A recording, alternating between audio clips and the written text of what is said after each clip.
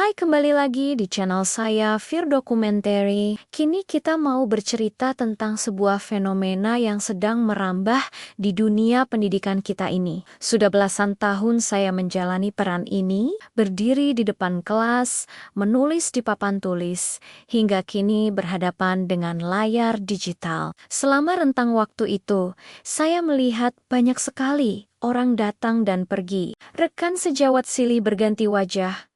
Namun, ada satu hal yang perlahan saya rasakan berubah. Sesuatu yang hilang, tapi bukan fisik. Sesuatu yang hilang itu adalah ruh. Saya sering bertanya dalam hati, apakah sekolah hari ini masih menjadi rumah peradaban? Atau perlahan berubah menjadi sekadar halte bus? Tempat singgah sementara, tempat orang menunggu jemputan karir yang lebih baik, lalu pergi begitu saja meninggalkan penumpangnya para siswa yang kebingungan. Hari ini, izinkan saya berbagi keresahan ini, bukan untuk menghakimi siapa-siapa, tapi untuk kita renungkan bersama. Kemana perginya jiwa guru yang dulu pernah kita kenal? Saya jadi teringat masa-masa awal saya menjadi guru. Dulu, gaji kami mungkin tidak seberapa jika dibandingkan standar hidup hari ini. Fasilitas pun sangat terbatas. Tapi anehnya, atmosfernya berbeda. Di sana, saya merasakan aura pendidikan yang begitu kental. Para guru bekerja dalam satu frekuensi yang sama, yaitu totalitas.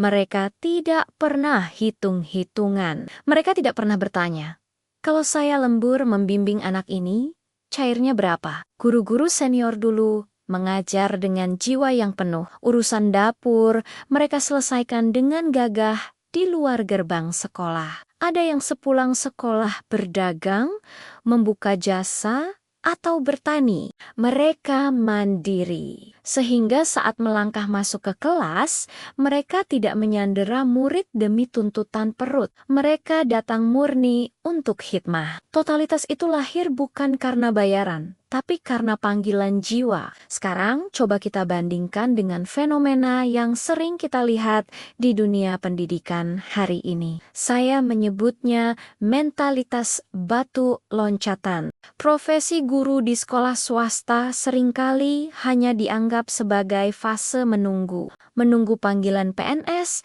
menunggu lolos P3K, atau menunggu karir lain di perusahaan yang lebih bona fide. Sekali lagi, saya paham, mengejar kesejahteraan adalah hak asasi setiap orang. Siapa yang tidak ingin masa depan terjamin? Itu sangat manusiawi. Tapi yang menyedihkan adalah caranya. Baru masuk 1 semester. Murid baru saja merasa nyaman, adaptasi baru terbentuk, tiba-tiba sang guru pamit karena diterima di tempat lain. Sekolah jadi pontang-panting mencari pengganti. Rekan guru lain yang bertahan terpaksa menjadi tumbal untuk menutup jam kosong itu. Sistem pendidikan kita seolah-olah sedang mencetak mentalitas transaksional. Guru datang dan pergi seenaknya. Lupa bahwa yang mereka tinggalkan bukan benda mati, tapi manusia-manusia kecil yang butuh kestabilan emosional. Dan ada satu hal lagi yang ironis. Seringkali saat momen perpisahan itu terjadi di tengah jalan, ada drama yang seolah dipaksakan. Sang guru berpamitan di depan kelas dengan narasi yang sendu, seolah-olah merekalah tokoh utama dalam sebuah film sedih. Menciptakan suasana haru, membuat siswa menangis seakan kepergian mereka adalah sebuah tragedi besar. Padahal, jauh di lubuk hati, mungkin itu hanyalah cara untuk menutupi rasa bersalah, menutupi fakta bahwa mereka telah memutus amanah sebelum waktunya selesai.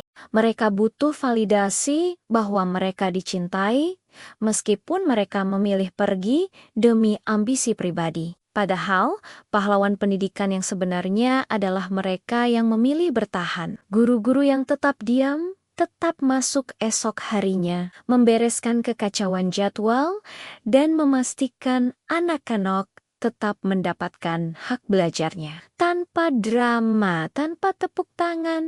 Teman-teman sejawat di seluruh penjuru negeri, zaman memang sudah berubah. Tuntutan hidup memang semakin keras, tapi jangan sampai himpitan ekonomi menggerus adab kita sebagai seorang pendidik. Pendidikan bukan industri jasa biasa. Ini adalah soal memanusiakan manusia. Jika kita memang harus pergi mengejar karir yang lebih baik, pergilah dengan cara yang satria. Selesaikan amanah hingga tuntas, atau setidaknya siapkan pengganti. Jangan tinggalkan rumah yang pernah menaungimu dalam keadaan berantakan. Dan untuk kalian, para guru yang masih bertahan di sekolah-sekolah swasta, di madrasah-madrasah kecil, dengan gaji seadanya, namun dengan semangat yang luar biasa, kalianlah benteng terakhir. Teruslah mengajar dengan hati. Karena sejarah akan mencatat, yang dikenang abadi oleh murid bukanlah guru yang paling sukses karirnya, tapi guru yang paling tulus hatinya. Tetaplah menjadi pelita, meski di tengah sistem yang kadang tak berpihak pada kita. Terima kasih sudah menyimak. Mari kita diskusikan ini lebih lanjut di kolom komentar.